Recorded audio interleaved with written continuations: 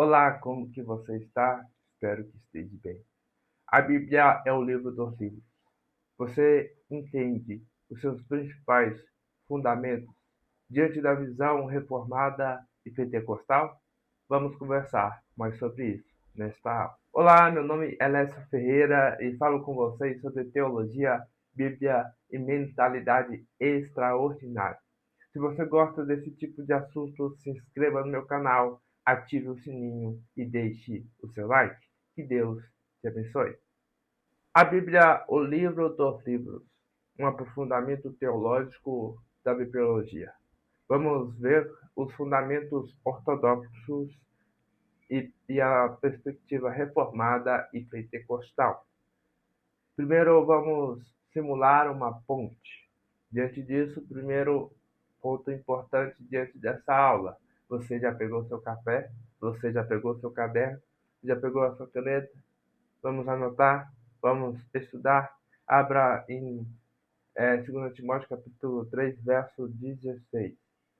E vamos meditar nesta aula sobre bibliologia. O que é bibliologia, Lécio? É a ponte epistemológica. Imagine uma ponte. No começo dessa ponte há a mente de Deus, a origem inesgotável da revelação. No meio é a escritura sagrada, canais humanos e linguagem terrena. No final, compreensão humana e destino final.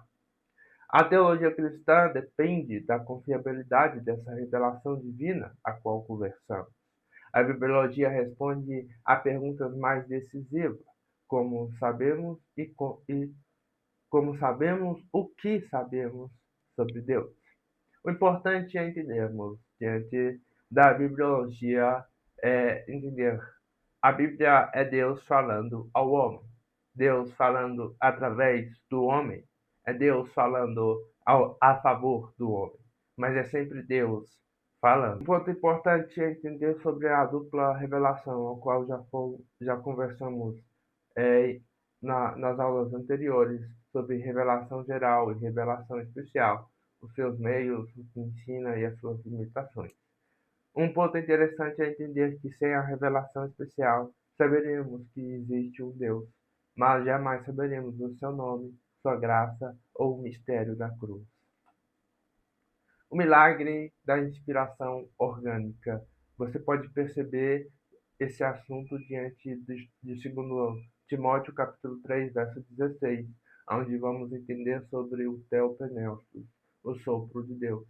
Nós percebemos Moisés como um legislador, Davi como poeta, Lucas como historiador. O fato que a Bíblia é infalível. Anote 2 pontos de rejeições.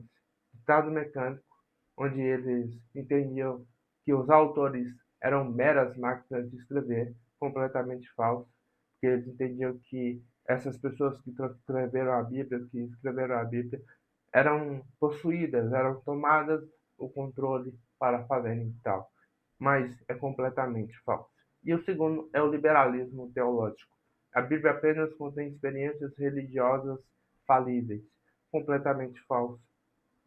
Diante disso, tem uma resposta direta, é a inspiração orgânica, significa que Deus supervisionou, preste atenção, Deus supervisionou soberanamente os autores, utilizando seus vocabulários, culturas, pesquisas e personalidades distintas para registrar, sem erro, pois ela é infalível, sua exata palavra. A luz divina assume a cor do autor humano, sem perder a sua essência celestial. Os 4 pilares da natureza da Escritura. A Escritura é a regra única de fé e prática para o cristianismo. Os seus quatro pilares são: inerrância. Os escritos originais são absolutamente verdadeiros, isentos de erro e de tudo que afirma fé, história e ciência. Sua infabilidade. A palavra nunca falha em cumprir os propósitos redentivos para os quais Deus a enviou. A autoridade deriva diretamente do próprio Deus, veritas, não da aprovação de concílios, homens ou tradições. Suficiência. A Bíblia basta porque contém tudo o que é necessário para conhecer a Deus, ser salvo e viver em santidade. Esse é o quarto pilar, sola escritura. O cânon, uma de nossas aulas foi sobre o cânon, a vara de medir. A igreja não criou a autoridade dos livros, ela reconheceu a autoridade intrínseca que já possuía. 3 princípios que olhamos para o cânon para definir o que pertence à Sagrada Escritura, o que foi visto para a sua definição, a qual nós estudamos mais profundamente em aulas anteriores. A primeira é a apostolicidade, a segunda é a regra de fé, a terceira é a catolicidade. E os apócrifos, rejeitados porque não faziam parte do cânon hebraico, nunca foram citados por Jesus como escritura e contêm desvios doutrinários oficializados por Roma apenas em 1546. Lécio, por que confiamos na Bíblia? Segundo o reverendo Hernandes Dias Lopes, é porque a Bíblia é a bigorna de Deus. A Bíblia é a bigorna de Deus que tem quebrado o martelo dos críticos. Ela nos mostra a sua unidade na diversidade, profecia cumprida, poder transformador. A palavra é viva.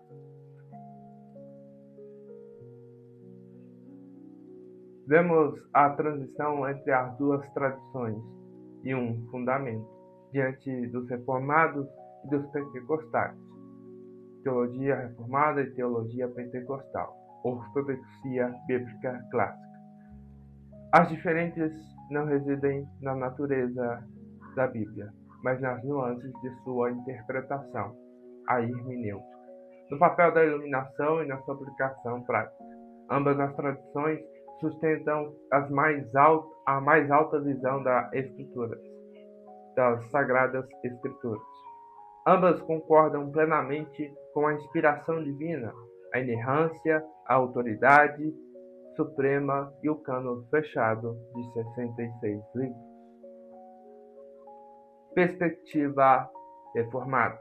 Foco hermenêutico, suficiência estrita, a prática do púlpito. Perspectiva pentecostal. Foco experiencial, iluminação dinâmica e filtro de segurança. Um diagnóstico diante da visão reformada e da visão pentecostal. Papel do Espírito Santo. Teologia reformada, foco na iluminação interna para compreender o que já foi revelado e aplicar moralmente a vida. Já a teologia pentecostal tem foco na iluminação e manifestação visível, operação de dons espirituais e revestimento de poder. Revelação e profecias hoje. Na visão reformada sensacionista, o cânon está fechado. Não há novas palavras proféticas ou revelações direcionais. Teologia pentecostal tem como visão continuista. Dons proféticos existem, mas não têm autoridade canônica e são julgados pela Bíblia. Abordagem prática diante do púlpito. Teologia reformada, exposição fiel, sistemática, teológica do texto. Ortodoxia gera ortopraxia.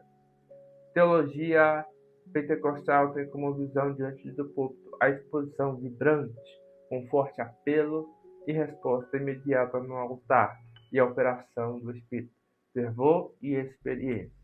Não significa que a teologia pentecostal não contém uma exposição fiel ou não contém uma exposição hermenêutica e exegética. Apenas que a sua visão direta é a exposição vibrante, com forte apelo à resposta imediata ao altar e à operação do Espírito. O equilíbrio necessário, exegese e experiência, palavra e fogo, a letra e fogo. Vou repetir, exegese e experiência, a palavra, o Espírito, a letra, o fogo. Alerta diante dessas visões. Exegese sem o Espírito gera ortodoxia morta, farisaísmo, intelectualismo frio. Alerta. Experiência sem palavra gera misticismo perigoso, desvios doutrinários e relativismo. A verdadeira bibliologia exige a integração da verdade objetiva com o poder subjetivo. A palavra fundamenta, regula e estrutura a obra do Espírito. O Espírito ilumina e aplica a palavra ao nosso coração.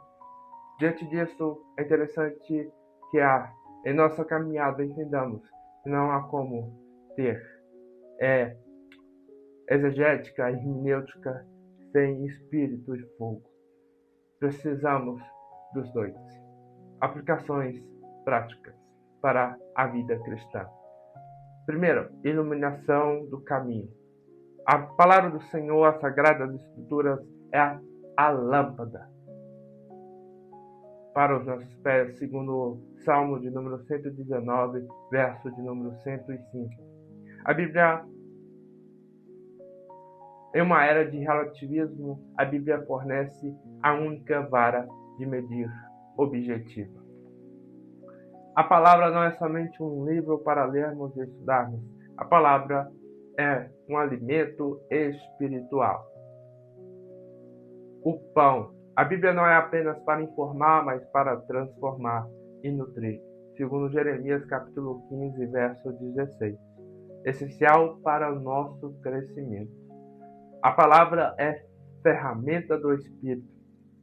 Seja reformados ou pentecostais, o crente maduro não terceiriza a sua leitura.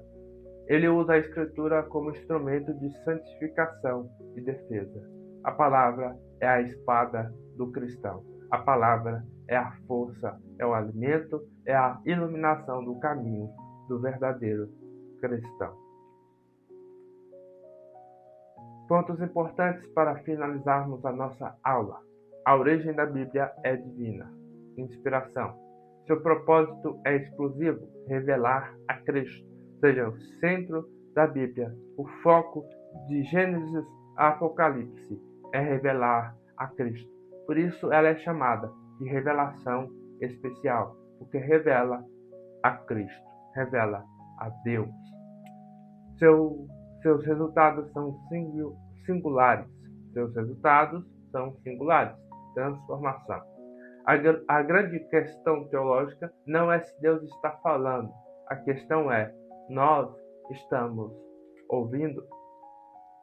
Se você gostou dessa aula, deixe o seu like e compartilhe. E te aguardo na próxima aula. Que Deus vos abençoe.